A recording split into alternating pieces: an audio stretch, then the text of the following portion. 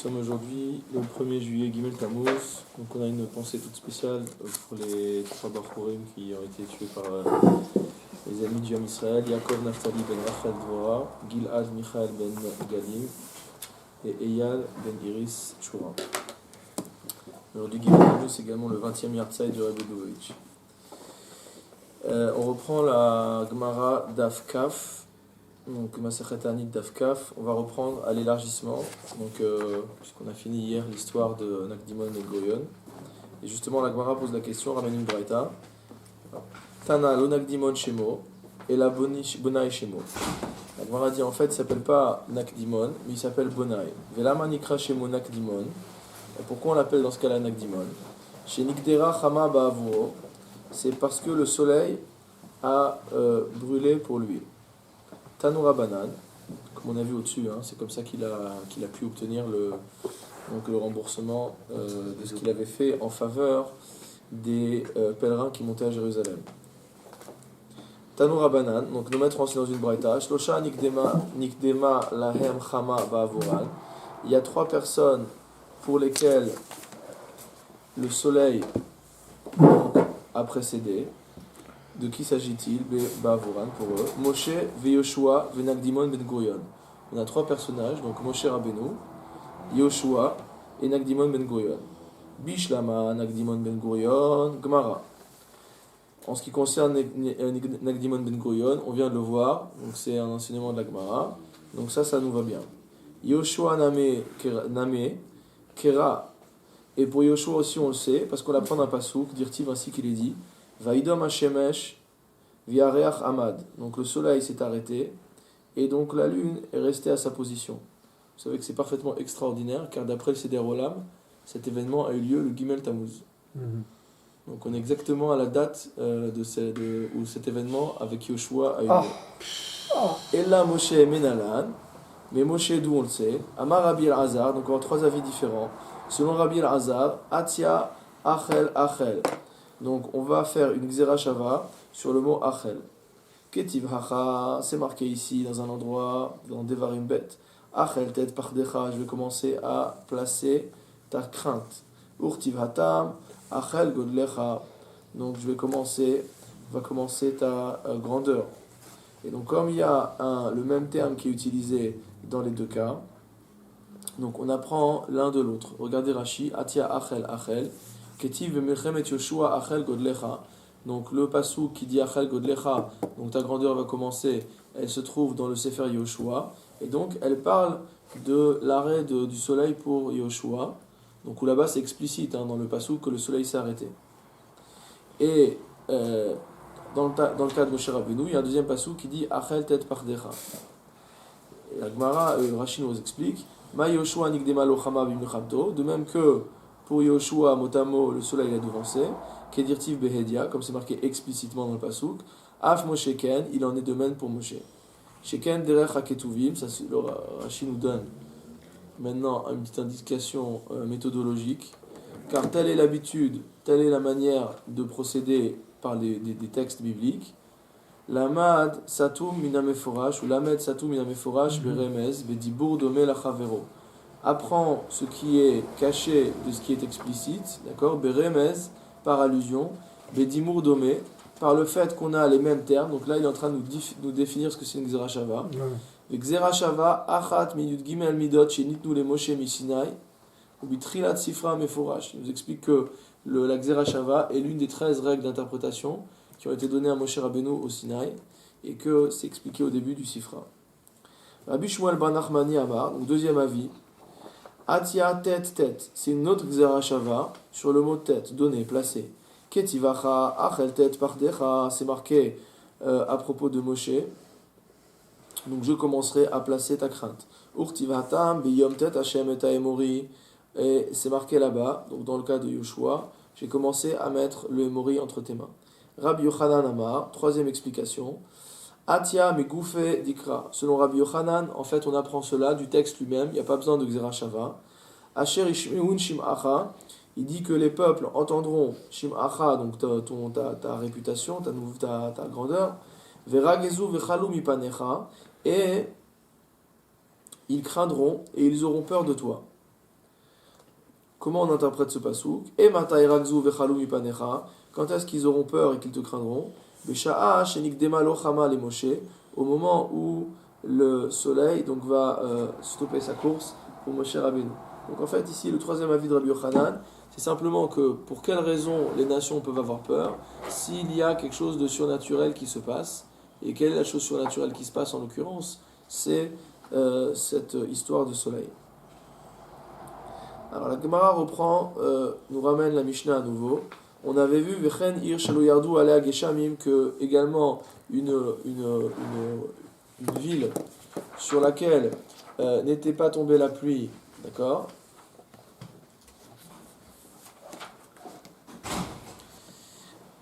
La Mishnah avait dit Ota Haïr, que cette ville-là, mit'ana ou mitraat, que cette ville-là devra jeûner et sonner du chauffard.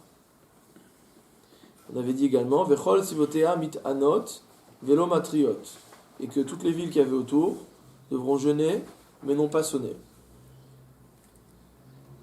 Alors, Amar Rav Yehuda Amar Rav Yehuda enseigne au nom de Rav, Ushteen Niklala, que dans les deux cas, c'est une klala.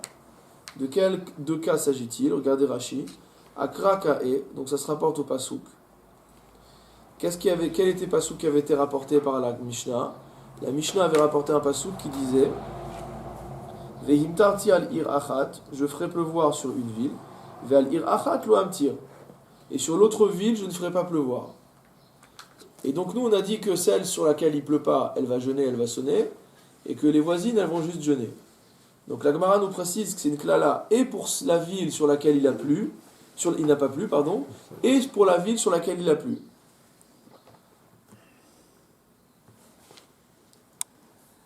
Alors je reprends dans Rashi, pardon. Akraka e hay dirtiv al irachat amtir val irachat lo amtir. Shneem niklala. Quand tu dis sur l'une il va pas pleuvoir et sur l'autre il va pleuvoir, c'est une malédiction pour les deux. Ota shi amtir alea rov geshamim shimekal kelim et atevua.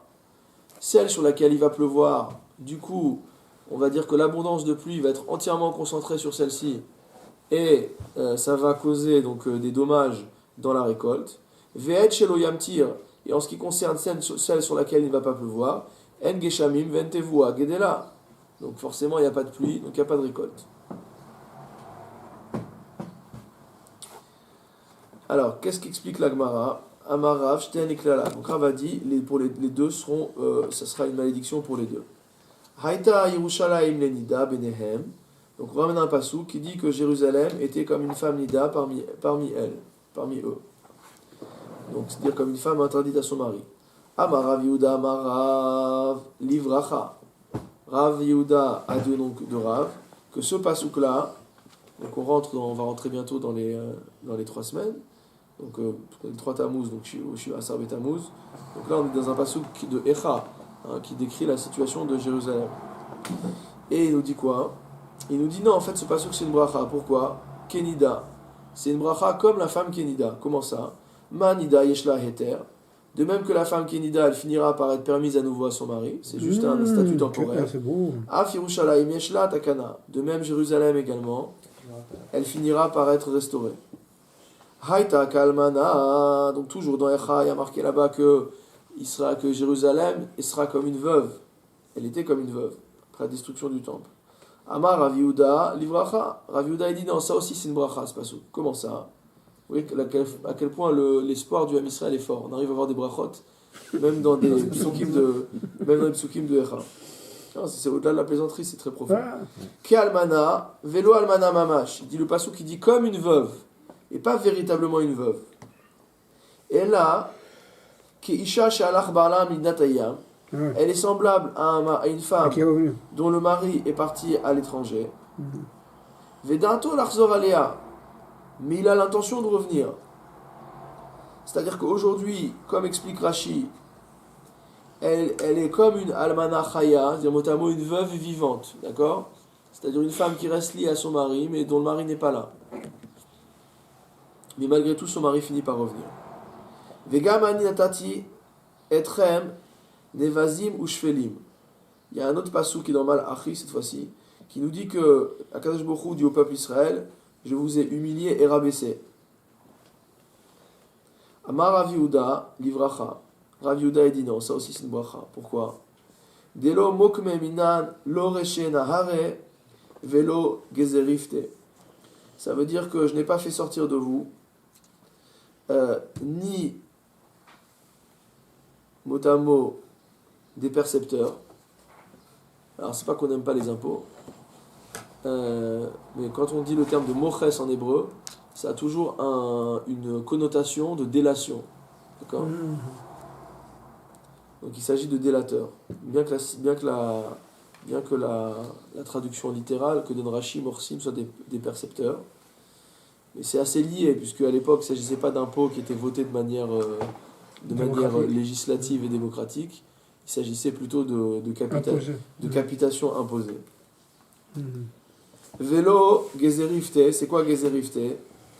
Donc Rashi nous dit sardiotine, donc c'est un terme grec qui veut dire des policiers, mais Rov Bizayon, mais qui se comporte qui écrase la population. Donc il dit quand le Passouk nous dit que nous avons été rabaissés, c'est pas pour dire qu'on a été humiliés, c'est pour dire que de nous ne sortiront pas des personnes qui ont du pouvoir, mais un pouvoir de cette nature-là. Donc un pouvoir qui consiste à opprimer les autres. Vehika Hashem et Israël kasher yanu dakane bamaim. On a encore un autre passou qui est dans Melachim Aleph et qui a l'air également extrêmement négatif par rapport à Israël, qui dit que Akadosh Baruch Hu frappera Israël kasher yanu dakane bamaim, comme le roseau bouge dans l'eau, se déplace dans l'eau. Amar Rav Yehuda, Amar Rav Yehuda enseigne de Rav, livracha. Ce pasouk aussi, qui enseigne pourtant que Akadosh Baruch Hu va frapper Israël, c'est un pasouk de bracha. Comment ça? D'Amar Rabbi Shmuel bar Nachmani, Amar Rabbi Yonatan, car Rabbi Shmuel bar Nachmani a dit au nom de Rabbi Yonatan, Maïdirtiv, que signifie le pasouk de Michelet qui nous dit Neemanim Pitz'ai Ohev, donc c'est un pasouk très connu, qui dit que mot à mot sont fidèles les blessures infligées par celui qui nous aime, Venartarot Neshikot Soné, et que par contre, les baisers de notre ennemi, Nartarot. Ça veut dire quoi Nartarot? On va voir Rashi tout de suite. Lachon Hefer. Donc Nartarot, ça veut dire mot à mot, c'est l'inverse. C'est une manière de dire, les baisers de nos ennemis sont hypocrites. Kede Amrinan Bemasech Hatsuka, comme on voit dans Masech Hatsuka, Vaye Aterlo, que signifie le passouk qui dit qu'Akadosh Baruch Hu a répondu à Yitzhak. Ma atarze me afer et atevua, c'est rapporté par Rashi sur la paracha. Donc de même que la fourche donc sert à retourner la paille, et donc Rashi nous donne le mot en français, il y a marqué fourche belaz. Inami, ou alors l'autre explication, si c'est pas l'inverse, ça veut dire quoi? Na'atarot, la chonnerie bouille veitour, c'est quand il y en a trop, quand ça pèse trop lourd. Ancré belaz, kemo ha'atarim alay divrechem. Donc dire soit que c'est une lourdeur qui nous est imposée, donc dire soit on ne supporte pas les baisers de l'ennemi, car il en fait trop en fait. Donc c'est aussi un lachon d'hypocrisie. Il va au-delà de la réalité. Ou alors c'est carrément que c'est le retournement, c'est l'inverse, comme les baisers de Esav. Tova klala chez Kilel, et on va illustrer cette chose-là comment? Tova klala chez Kilel, Achia Shiloni at Israël. On préfère les malédictions que Achia Shiloni a faites aux Juifs.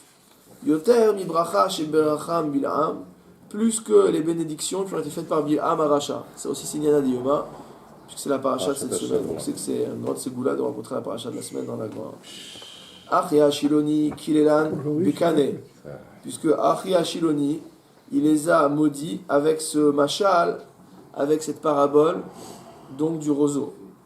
Amar lahem le Israël, il a dit à Israël, Vika Hashem et Israël kasher yanu dakane. Kadosh Baruch Hu frappera Israël comme ce roseau qui est remué en permanence dans l'eau. Il n'y a jamais de repos. Ma kaneze omed b'makom ma'im. Mais par contre, il y a un aspect positif. C'est que de même que ce roseau se trouve dans un endroit qui est plein d'eau, Vegizro mahalif, et que sa souche se régénère, Vesharashav merubin, et ses racines sont nombreuses, Va'afilu kol haruchot shebaolam ba'od venoshvot bo. Et que même si toutes les... Pardon? Non, Vesharashav Merubim. Et ces racines sont importantes, d'accord? Va'afilu kol haruchot shebaolam ba'od venoshvot bo. Et même si tous les vents du monde viennent et soufflent dessus, je lis Rashi, je lis dans le bar, pardon, la correction. Eno holech uba imaen, il ne va pas, il vient pas avec eux. C'est-à-dire qu'il reste fixé à son endroit. Damemu aruchot, une fois que les vents se sont calmés, Amad akane bimkomo, le roseau est toujours à sa place. Aval Bil'am Arasha, par contre Bil'am Arasha qui a voulu bénir Israël, qu'est-ce qu'il leur a dit? Berechan be'erez, il a voulu les bénir à travers la parabole du cèdre. Sheneemar, Ka'arazim Alemaim. Alors vous voyez que le Alemaim il est entre parenthèses. Ça veut dire mot à mot comme des cèdres au bord de l'eau. Pourquoi le Alemaim il est entre parenthèses dans la Gemara? Regardez Rashi. Il dit Vafal Garav Dirtiv Bikra Ka'arazim Alemaim Hahu Lav Bil'am Ka'amarle. Des Bil'am Amar Ka'arazim Vamalach Eshivo Alemaim. En fait, on verra dans la paracha de cette semaine qu'à chaque fois Bil'am il a dit une chose et après cette chose-là elle est agrémentée d'un aspect positif.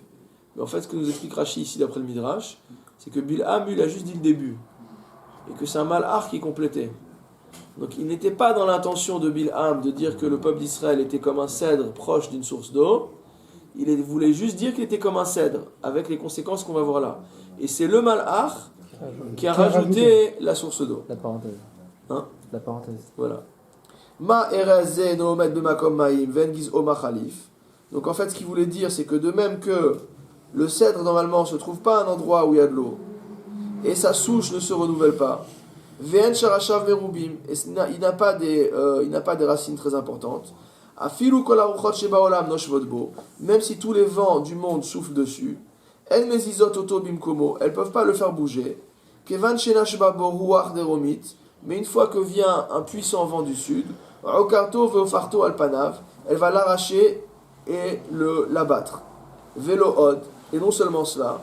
Et là, chez Zacha Kane Litol Emenu Kulmus Lirtov Bo Sefer Torah Nevi'im Urtuvim, c'est que le cèdre, on n'en fait rien de particulier, peut-être la construction, tandis que le kulmus, comme il faudrait dire, si on veut avoir la prononciation grecque, donc il sert à écrire avec des livres de Torah Nevi'im Urtuvim. Ça veut dire que la bracha, elle est non seulement dans la parabole, mais également dans l'usage direct du roseau. Tanoura Banan, nous mettrons aussi dans une braïta. Leolam yeh adam rach kakane, valier caché ka erez.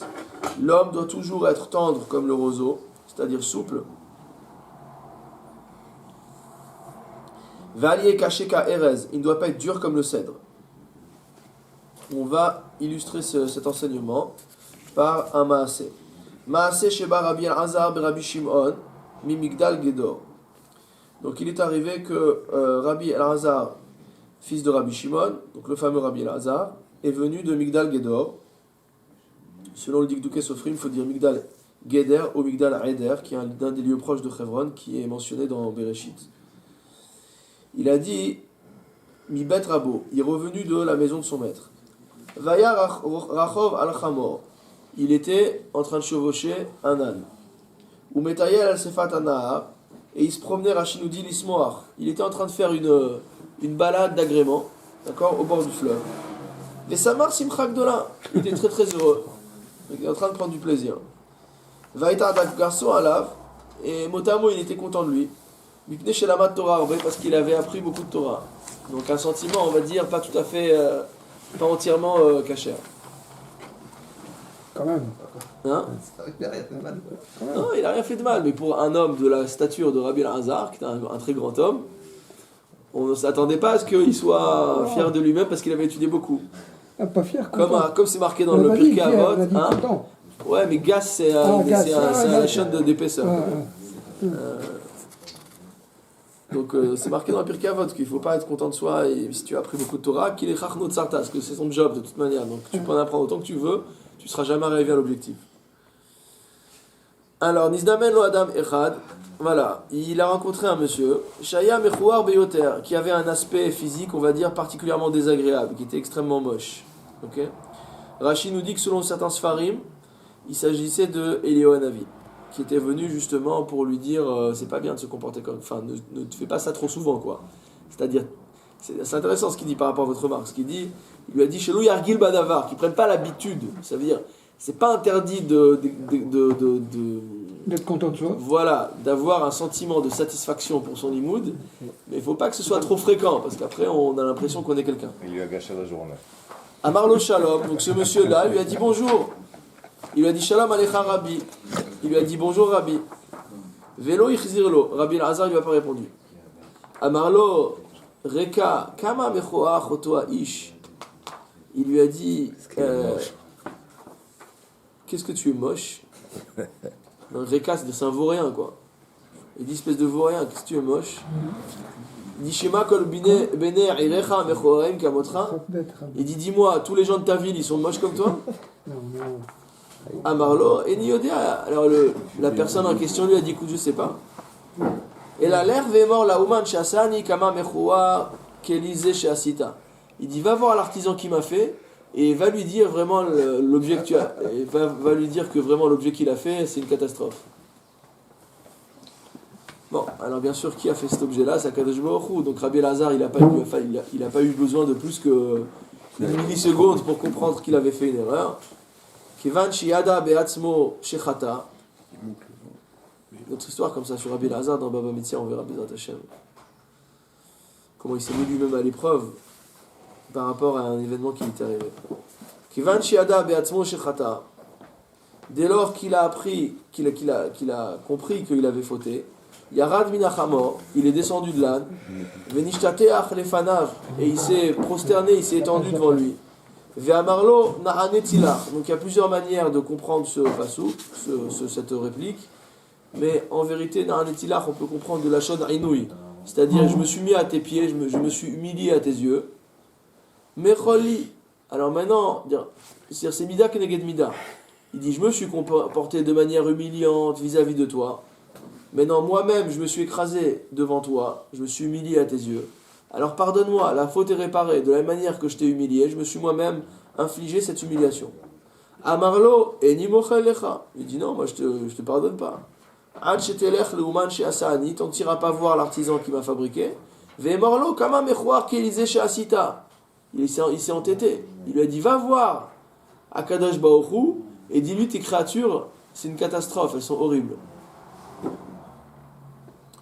Hayam etayel acharav. Donc il a continué à cheminer derrière lui. Achigia leiro, jusqu'à ce qu'il arrive en ville. Yatsou beneiro likrato. Donc les habitants de la ville sont sortis à sa rencontre. Vayomrimlo, shalom alecha rabbi, rabbi, mori, mori. Il dit paix sur toi, notre maître, notre rave. Amar lahem, donc le personnage qui avait été insulté, il leur a dit les mietem korim rabbi, rabbi. C'est qui que vous appelez maître, maître?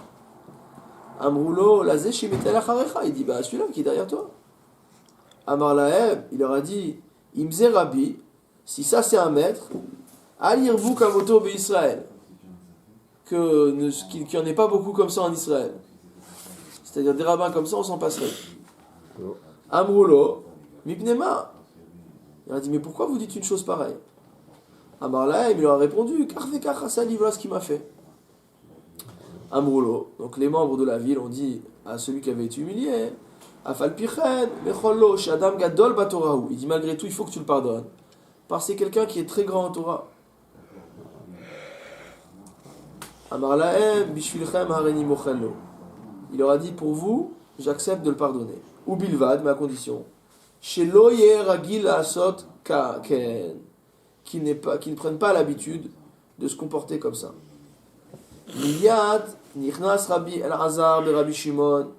Immédiatement, Rabbi El-Azar, fils de Rabbi Shimon, est rentré au Beth Midrash, Vedarash, et il a commenté Leolam Yadam Rach Kakane. L'homme devra toujours être tendre comme le roseau. Valier caché ka Erez. Il ne devra pas être dur comme le cèdre. Ulfichar, Zacha kane lito lemena kulmos. C'est pour ça que le roseau a eu le mérite qu'on en tire donc un stylet, une plume, enfin une plume, c'est pas une plume, mais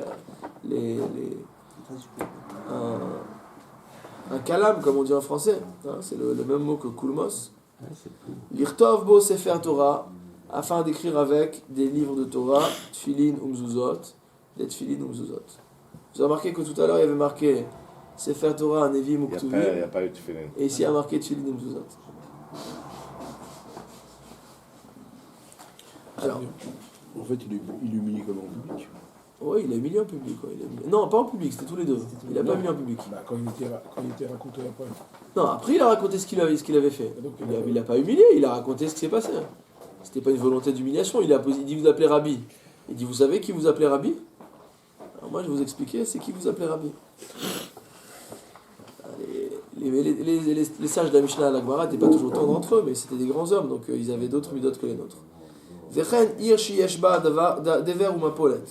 On avait vu également dans la Mishnah qu'une ville dans laquelle il y aurait soit des vers, c'est-à-dire une peste, soit mapolette, qui est une ruine, quelque chose qui s'écroule, Ota Aïr, cette ville-là, mit'ana ou mitrahat, cette ville-là devrait jeûner et sonner du chauffard, vechol sevotea mit'anot velo matriot, et que toutes les villes autour devaient également jeûner, mais non pas sonner du chauffard.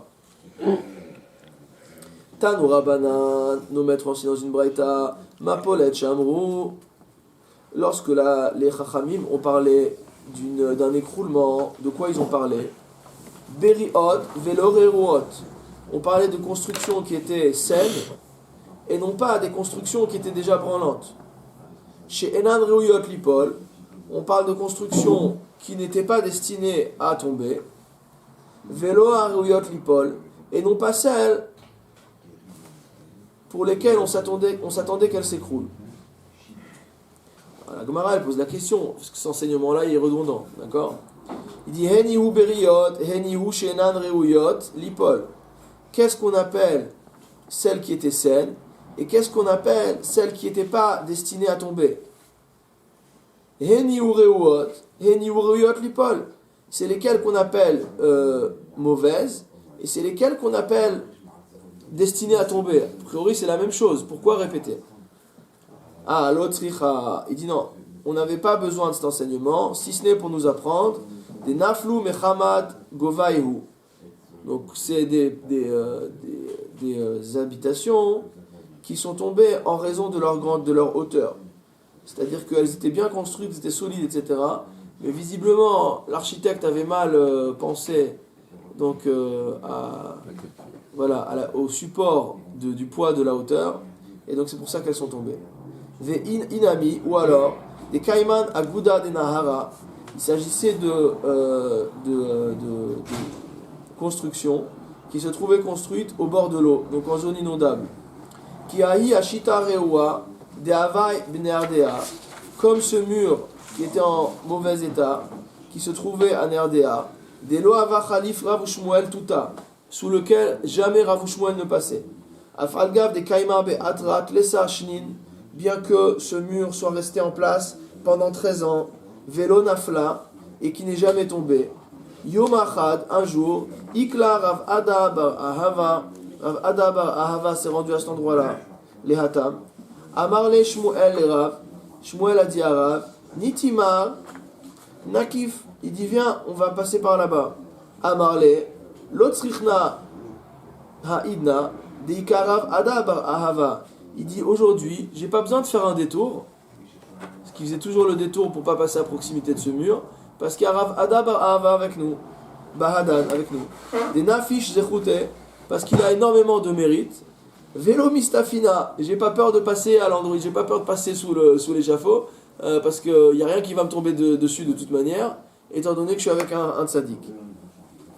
Ravuna Havale, Hahu Chamra, Beahu Beta.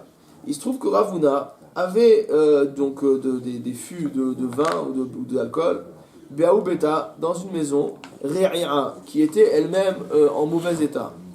Ubain l'ifnouye. Et en fait, il voulait pouvoir faire sortir ses réserves d'alcool. Aïle le Rav Ada bar Ahava le Hatam, Mashre Bishmata, Adefania. En fait, il a fait un petit stratagème. Il a fait rentrer Rav Ada bar Ahava là-dedans. C'est-à-dire, il a pris l'assurance avant de rentrer. Et pendant tout le temps où il était en train de sortir ses fûts, il lui parlait de Torah, histoire de le retenir. Donc il l'a embobiné pour pouvoir mériter de profiter de sa protection. Batar de Nafal, dès qu'ils sont sortis de la maison, Nafal Beta, la maison s'est écroulée. Irgish Rav Ada bar Ahava Ikpad, Rav Ada bar Ahava n'est pas idiot, il a compris qu'on l'avait manipulé pour pouvoir simplement faire sortir les réserves de whisky. Ikpad, il s'est mis en colère. Savarla Kihad Amar, Rabbi Yanaï. Pourquoi il s'est mis en colère? Parce qu'en fait, il pensait comme a enseigné Rabbi Yanaï, Leolam Aliyamod Adam Bimkom Sakana Viomar Osin Lines Shema En Osim Lones. Malheureusement, c'est aussi un Inyana de Yoma. Donc il ne faut jamais se mettre dans une situation de danger en disant on me fera un miracle. Pourquoi? Parce que peut-être qu'on ne fera pas de miracle pour toi. Veim Timtsi Lomar Osin Lones. Et même si tu veux penser que la personne qui sera mise dans cette situation de danger, on lui fera un miracle, Menachin lo mezichiotav, on lui déduit de ses mérites. Dire que dans la pensée, on va dire commune, on pense toujours, on raconte des miracles, on dit c'est extraordinaire. Mais nous, on a appris déjà dans Masechet Shabbat, si vous vous souvenez bien, que le Nes, qu'il y avait un homme qui avait plus de femme, il avait perdu sa femme, il avait des jeunes enfants à nourrir, et la Gemara raconte qu'il a eu des saints qui lui ont permis d'allaiter ses enfants. Et les Chachamim ont dit Kama Megune Ishze. Ils ont dit c'est dégueulasse. Pourquoi? Parce que grâce à ce miracle-là, on lui a enlevé tous ses mérites. Donc nous on raconte tout le temps des histoires de miracles comme étant extraordinaires. En fait, on les paye. Dans la vision des Chachamim, le miracle n'est pas du tout quelque chose qui est valu, qui est pas gratuit et qui n'est pas quelque chose qu'il faut rechercher. Ouais. Il faut rechercher à mériter sans avoir besoin de se faire déduire de son compte en Zechuyot. Ouais, il n'est pas valorisé. Amar Rafranan, Maïkera Dirtiv, Katanti Maïkera. Rafranan il dit d'où on apprend ça? On apprend ça du passou qui dit Katanti Mikola Chassadim Mikola Emet. C'est-à-dire je n'ai pas mérité, Mutamo, je n'ai pas mérité tous les bontés et tout le Emet que tu m'as fait. Mais ça, c'est Moshe qui dit ça? Non, c'est dans Bereshit, c'est Yaakov Avinu qui dit ça. Alors il dit, c'est quoi Mikola Chassadim Mikola Emet? En fait c'est Katonti. Katonti Mutamo c'est je suis plus petit. Mais Mutamo ça veut dire on m'a déduit. D'accord? On m'a déduit. Donc tous les chassadim et tout le émet que tu m'as fait à Kadosh Baruch Hu, ça m'a été déduit de mon compte en zechuyot, de mon compte en mérite. Maï Havar ouf de Rav Ada bar Ahava. C'est quoi l'histoire de Rav Ada bar Ahava? Qui had et Itmar, c'est comme ce qui a été enseigné par les Amoraïm. Shalut al-Midav, les Rav Ada bar Ahava. Que les Talmidim ont demandé à Rav Ada bar Ahava. Je ne vais pas commenter trop ce passage car on le reverra dans Megillah si on veut, avec beaucoup d'autres passages, avec beaucoup d'autres demandes similaires qui ont été faites à d'autres Chachamim. Il y a plusieurs Chachamim, on voit là-bas dans Megillah, à qui leurs élèves sont venus demander Bame Herachta Yamim, qu'est-ce qui t'a fait mériter la longévité? Amar Lahem, donc en ce qui le concerne, Rav Ada bar Ahava leur a répondu Miyamai loikpati betor beti. Je me suis jamais mis en colère à la maison. Velo tsa'ati bifne miche gadol mimeni. J'ai jamais marché devant quelqu'un de plus grand que moi. D'accord? Et dans le Bach, il rapporte Bechochma, quelqu'un de plus grand en sagesse. Velo hirharti bimvuot amtunafot. Je n'ai pas eu de pensée de Torah quand je marchais dans des rues qui étaient sales. Velo halarti arba amot belo Torah ou blo tefilin. Je n'ai jamais marché 4 amot, donc environ 2 mètres, sans parole de Torah ou sans pensée de Torah. Ça vient encore parler d'excellent. Vélo tefilin et sans tefilin. Si, dans un cas où il n'était pas dans mes voies amtunafot. Vélo yashanti bebet amidrash, et je n'ai jamais dormi au bet amidrash.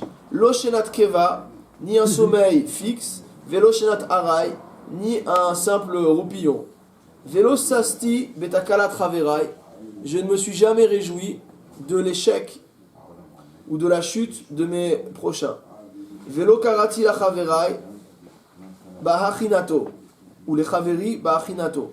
Je n'ai jamais appelé donc mon prochain par son surnom. Ve'amrila, et selon d'autres, il faut lire Bechanichato. Alors regardez Rashi, il y a une différence entre ces deux termes-là. Bahanichato chez Mechanim lo Bene Adam Kegon Shem Livui. Donc le premier, il s'agit d'un simple sobriquet, d'accord, qu'on rajoute à la personne. Le grand, le petit, le gros, le roux, le blond. Donc rien que ça, déjà, c'est quelque chose qu'ils n'utilisaient pas. Et c'est quoi Behachinato chez Mechanim lo Bene Adam Bechanichato, pardon, Kemochanichat Avot. En fait, il s'agit d'un sobriquet également, mais plutôt qui désigne la famille. D'accord ? Donc il ne l'appelle ni par un sobriquet qui est propre à lui-même, ni par un nom qu'on a l'habitude de donner à sa famille, même de manière reçue, c'est-à-dire on a l'habitude de l'appeler comme ça, c'est comme ça qu'il est connu. Mais c'est pas son vrai nom. Alors il ne l'appelle pas comme ça. Amar le Rava, le Rafram bar Papa. Rava, c'est juste, je ne peux pas commenter aujourd'hui, mais pour comprendre que ces choses-là ont provoqué la longévité, il faut arriver à trouver dans chacun de ces comportements quelque chose qui va l'ifni mishuratadim, qui va au-delà de la simple exigence de la halacha. Puisque quelqu'un qui se comporte juste comme la halacha demande, il a une vie normale. Donc si on veut mériter la longévité, il faut avoir fait plus que ce qu'on a demandé. Amar le Rava, le Rafram bar Papa. Rava a dit à Rafram bar Papa, le malan mar mehanemi le ma'alaita de ava avid ravuna. Il dit, raconte-nous des choses particulièrement belles ou extraordinaires que faisait Ravuna, qu'il a bien connu. Amarle binukte lo dechirna. Il dit, écoute, de la période de sa jeunesse, je ne me souviens pas. Besivute dechirna. Par contre, je peux te raconter des choses concernant son vieillage. Dechol yoma de eva, havu mefakinle beguharka de dehava. À chaque fois qu'il y avait des nuages dans le ciel, que le ciel était chargé, on le faisait sortir dans un carrosse en or. Vesirla lechula mata, et il inspectait toute la ville. Vechol ashita de havat re'ata, et dès lors qu'il voyait un mur qui ne tenait pas bien, hava satarla, il le détruisait. Iefsha lemara banela. Si son maître, si le propriétaire du mur pouvait le reconstruire, il le reconstruisait. Veila efshar banela. Et si le propriétaire ne pouvait pas lui-même reconstruire le mur, alors Ravuna s'en chargeait. Ihu midide, de ses propres moyens. Vechol pania de maale shabbata. Et à chaque veille de Shabbat, donc le soir, quand Shabbat allait arriver, hava meshader shlucha leshuka. Il envoyait un chaliar au marché. Vechol yarkad ava paishleu le ginae, et tout légumes qui restaient sur les bras des maraîchers, zavinle, il les faisait racheter en fait. Donc il disait à son envoyé, tu vas au marché et tu rachètes tous les invendus de légumes le vendredi soir, avant Shabbat. Veshadele linhara, et il les balançait dans le fleuve. C'est biodégradable, mais quand même. Veliteve la enaim. Alors la Gemara elle dit, attends, il achète de la nourriture et il la balance dans le fleuve, qu'il la donne aux pauvres. Comportement solidaire. Zimnin de samcha d'atayhu velo atu le misban. La raison pour laquelle il ne donnait pas aux pauvres, c'est que si les pauvres prenaient cette habitude-là, ils allaient compter sur lui pour leur nourriture de Shabbat. Et si un jour il arrivait vendredi et qu'il n'y avait rien à acheter au marché, eh ben les pauvres n'auraient rien à manger pour Shabbat. Donc il ne voulait pas donner aux pauvres à cause de ça. Ah, il dit Ulshadie, la behema. Alors pourquoi il dit il a qu'à les donner à manger à des animaux? Kassavar, machaladam, et machilim la behema. Il pense comme l'auteur qui pense qu'on ne donne pas à manger de la nourriture humaine à des animaux. D'accord? Il y a un Gilion à chasse qui vous renvoie, vous pourrez aller voir dans le Magen Avram, dans l'Alacha, au Siman Kouf Ain Aleph, Saif Katan Aleph, sur ce sujet. Vélo, l'isvineklal. Mais dans ce cas-là, il a qu'à pas acheter la règle.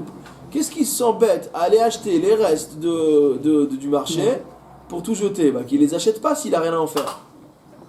Nimtseta marchilan leatid lavo. Il dit s'il va pas les acheter, il va les faire trébucher dans le futur. Je veux dire quoi, non?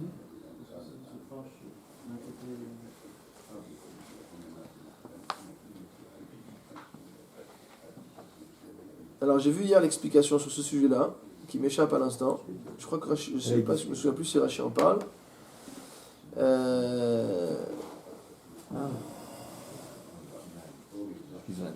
Ouais, Rashi il explique.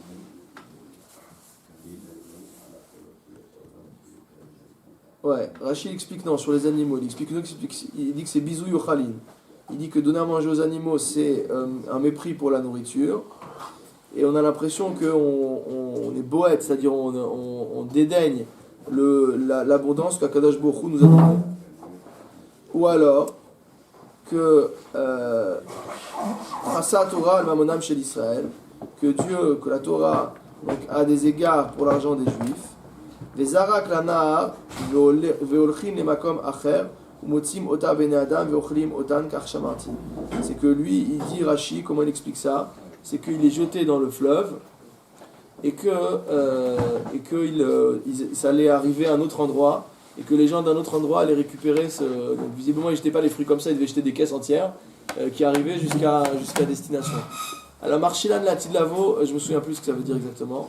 Il y a une explication. Ouais. Ils visent finalement les cultivateurs n'amèneraient plus de. Ah oui, c'est ça. Ils vont plus amener la nourriture le vendredi pour Shabbat. Moi j'avais pensé à autre chose, c'est que comme on voit à Machane Yehuda, c'est qu'il faut aller crier pour que les gens ferment le magasin. Donc j'avais pensé peut-être que si on n'allait pas leur acheter tout ce qui leur restait, ils allaient rester jusqu'à Shabbat. Mais enfin on dit toujours que la Gemara a tout Birché Askinan, elle ne parle pas de Rechaim. Donc Masvara elle n'est pas bonne. Donc effectivement ça c'est la bonne explication. Merci. Alors Kihava le Milta de Asvivata. Donc lorsque Ravuna il avait donc acheté un remède, il avait un remède à sa disposition, un remède médical. Have malekuza vetalele besefa de beta. Il en remplissait un verre, donc un petit ustensile, et il l'accrochait au bout de la maison. Ve'amar kol debae litiv elishkol. Et il disait quiconque a besoin de se guérir, voilà il y a une boîte d'aspirine à disposition, vous pouvez venir vous servir. Ve'ika de amre milta de shifta. Certains disent qu'il ne s'agit pas de milta de asvevata, donc il ne s'agit pas d'un remède, mais des shifta. Il s'agit en fait d'une pratique concernant les démons. Hava Gamir, en fait c'est qu'il avait appris cette chose-là concernant les démons. Ve'ava manar kuza de maya, ve'delele. Et donc il posait donc un ustensile d'eau, il l'accrochait. Ve'amar kol de tserchliti, ve'liol, delolistaken. Il dit quiconque a besoin, qui viennent, qui rentrent et qui en prennent de l'eau et qui ne se mettent pas en danger. Regardez ce que dit Rashi. Min akshedim chez mazikim le mishi yochal veno notel yadav. C'est l'habitude des mazikim, des démons, de s'attaquer aux gens qui mangent sans se laver les mains. Des shifta, kehach de garsinan de masechat yoma, amr arbaye mishum shifta, ve'ata lele le'aukuza de maya. Et donc c'est pour ça qu'il mettait un ustensile d'eau, qui écrit des limshu yadayu minae. Pour que les gens ils puissent se laver les mains. Donc il y avait un kéli à disposition. Et il dit aux gens, si vous avez besoin de vous laver les mains, ne mangez pas sans vous laver les mains, puisque vous risquez d'être attaqué. Et donc lavez-vous les mains avant de manger. Kiyava karach rifta, lorsqu'il mangeait, lorsqu'il rompait le pain, hava patach levave, il ouvrait son cœur. Ve'amar, et il disait, kolman detzarich liti velichol, que quiconque a faim, qu'il vienne et mange. Donc comme on dit le soir, nous on le dit que le soir de Pessah. On va voir pourquoi. Amarava, kuliu matsina mekayamna. Il dit tout ce qu'on a vu à propos de Ravuna, on pourrait le faire. Il n'y a rien qui soit, on va dire, en dehors de notre portée. Levar meha, à l'exclusion de cette midala, qui était d'ouvrir sa maison et de dire aux pauvres que quiconque vienne mange chez moi. Delo matsina le merbad, ça on ne peut pas le faire. Pourquoi? Mishum de nefiche benechela de mechosa, car il y a trop de pauvres à mechosa, ils sont en trop grand nombre. Ça veut dire qu'on ne peut pas accueillir tous les pauvres chez nous, donc on ne peut pas, on doit bien sûr donner la tzedaka, mais on ne peut pas avoir la mida de Ravuna, de carrément ouvrir sa maison et de dire quiconque a faim, qu'il rentre chez moi. Donc ça c'était la grandeur de Ravuna. D'accord.